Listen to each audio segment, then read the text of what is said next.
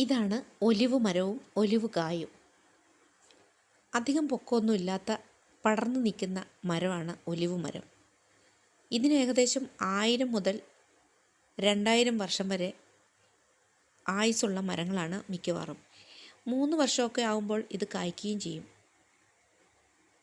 വളരെയധികം കൊല കുത്തിയാണ് ഇതുങ്ങളുള്ളത്. ഈ റോഡ് സൈഡിൽ പാർക്കിനോട് ചേർന്നാണ് ഈ ഒലിവ് മരം നിൽക്കുന്നത്. എല്ലാ വീടിൻ്റെയും മുറ്റത്ത് ഒലിവ് മരം കൃത്യമായും ഉണ്ട്.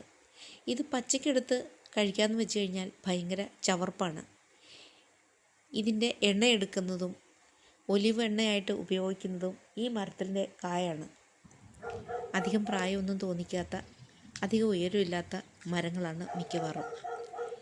ഉപ്പിലിട്ട് കഴിക്കുകയും ഒലിവ് എണ്ണയൊഴിച്ച് കഴിക്കുകയും ചെയ്യുന്നത് ഇവിടെ പതിവാണ്.